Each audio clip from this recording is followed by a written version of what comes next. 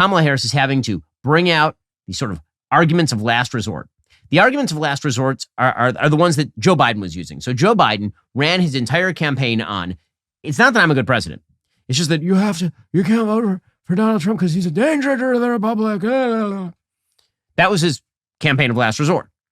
He hadn't done a good job, but you can't vote for my opponent because there is a barrier to entry. And the barrier to entry is January 6th and Donald Trump being a dictator, et cetera, et cetera. Well, Kamala Harris had sort of avoided that. She suggested that Donald Trump was weird. He was a goofball. He was fundamentally unserious. But the reality is that now she is having to fall back on the Joe Biden argument. He seems unserious, but deep down in the cockles of his small heart, Donald Trump is Hitler. That actually, Donald Trump's facial hair is just hidden. But if you could see beneath the lip, you would see a very small mustache, perhaps too. That is the argument that Kamala Harris is now making. She's really ratcheting up the rhetoric. So she said yesterday, she says that Donald Trump is fundamentally an unserious candidate, but the consequences of his presidency will be so serious. In many, many ways, Donald Trump is an unserious man.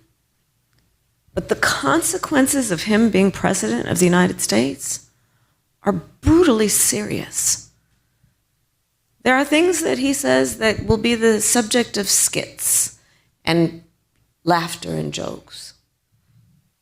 But words have meaning coming from someone who aspires to stand behind the seal of the President of the United States. Okay, so in this way, Harris and Trump are almost polar opposites. So Trump says a lot of stuff. I've said this for years. Donald Trump, 45th president of the United States. It will say on his epitaph, maybe 47th president of the United States. He said a lot of bleep. Right? Donald Trump says a lot of stuff. He makes jokes about Arnold Palmer's and he says funny things about McDonald's, and he makes jokes all the time. He says things that are really out of the box, and it's hard to take them fully seriously because he's not fully serious when he says them. And even when he is fully serious, does he really mean them 100%? Half the time, no.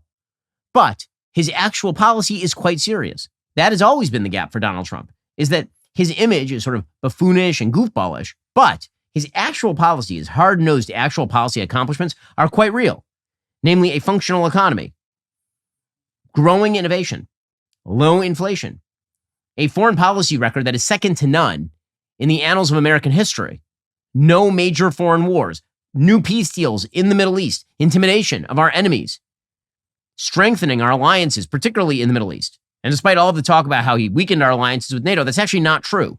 He simply requested and succeeded in getting those countries to pay a larger share of their own GDP toward national defense. So Donald Trump is a patina of unseriousness, and underneath, he's a very serious policy candidate.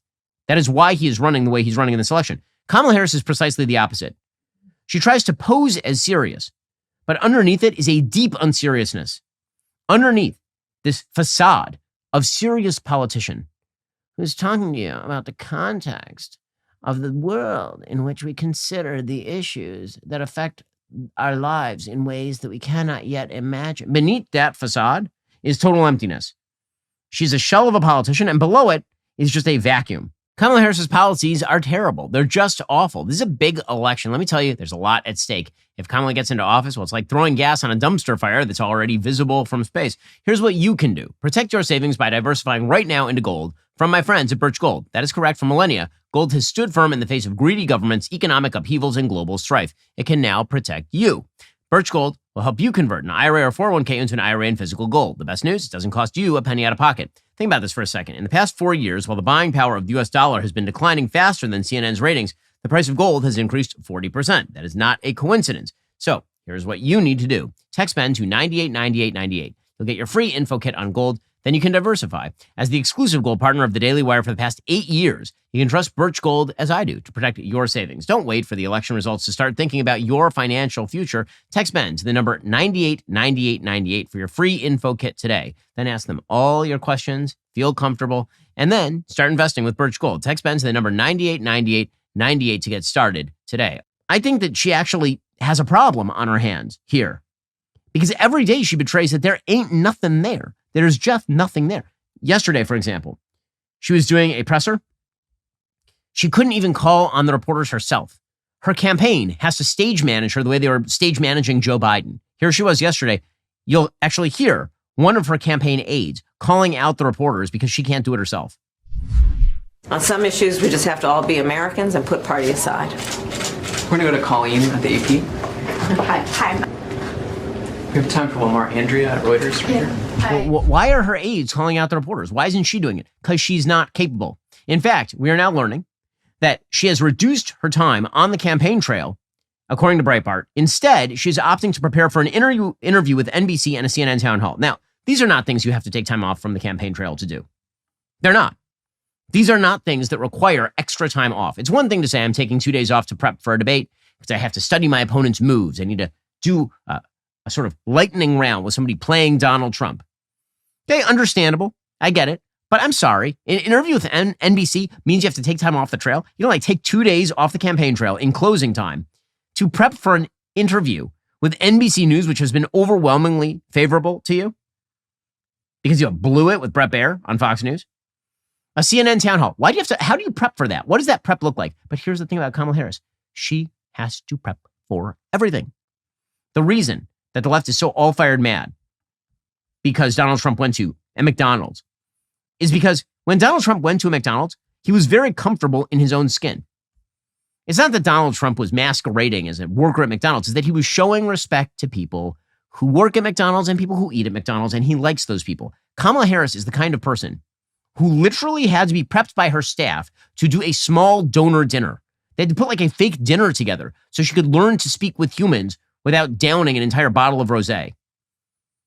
Underneath the facade of serious politician, there is nothing serious there. There's nothing serious there. And you can see it every time she or her running mate talk policy. So Tim Walz, for example, he was with Sarah Haynes, and he was asked to name differences with Joe Biden on policy. This is on The View. You know, the great political interview show, The View.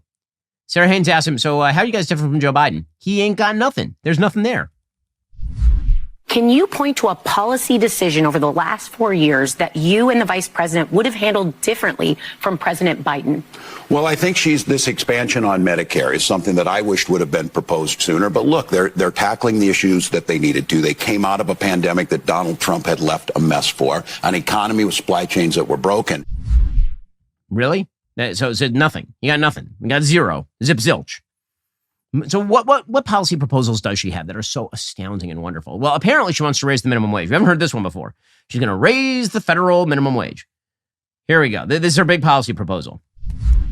So there is a big difference between Donald Trump and me on a number of issues, including this, where I absolutely believe we must raise minimum wage and that hardworking Americans, whether they're working at McDonald's or anywhere else, should have at least the ability to be able to take care of their family and take care of themselves in a way that allows them to actually be able to sustain their needs. Okay, I'm sorry, this is policy for dumb people.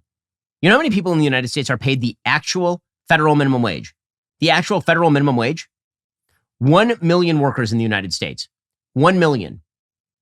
Out of the hundreds of millions of people working in the United States, 1 million are working at or below the minimum wage in the United States. And by the way, those people are not 40-year-olds who've been working for 20 years at McDonald's. Those people are generally under the age of 25, according to the Bureau of Labor Statistics. Although workers under age 25 represent 1/5 of hourly paid workers, they represent 45% of those paid the federal minimum wage or less. Among employed teenagers aged 16 to 19 paid by the hour, about 3% earned the minimum wage or less, compared with just under 1% of workers aged 25 and older. So in other words, it's a starter job. So her big proposal to change the economy of the United States is to raise the federal minimum wage. By the way, there are state minimum wages on the books in nearly every state that are larger than the federal minimum wage. This is politics for dumb people. But there are serious consequences to the policy for dumb people. So, for example, as Heather McDonald points out, Kamala Harris is a wildly anti-police candidate. Quote, Kamala Harris has avoided talking about crime and law enforcement on the campaign trail. No surprise there. Since the George Floyd race riots, many American cities have descended into public disorder. Surveillance videos routinely document flash mobs invading businesses, assaulting employees, and stealing whatever participants can carry, including cash registers. Customers bear the brunt of stores' defenses against runaway shoplifting, like toothpaste locked behind a plexiglass barrier. Drive-by shootings mow down innocent civilians. Urban violent crime has surged 40% between 2019 and 2023. In an interview last week on The Breakfast Club, Kamala Harris made clear she remains committed to her previously stated view that systemic racism, quote, seeps into every part of American life and racial injustice is rampant in policing. Ms. Harris suggested that police murders have been going on viciously. She accepted a questioner saying exactly that. She said as a U.S. Senator, she tried to pass the George Floyd Justice in Policing Act, a bill that would have restricted the use of certain police tactics and eliminated qualified immunity for law enforcement officers, opening them to financial liability for contested enforcement actions. So, yeah, again, her actual policies are quite deleterious to the lifestyle of the American people. And we all know it. Are you tired of the lies and the twists of the mainstream media talking points? Yeah, me too. Join me in my newest series, Fact, where I dismantle and bring truth to this tiring mainstream agenda.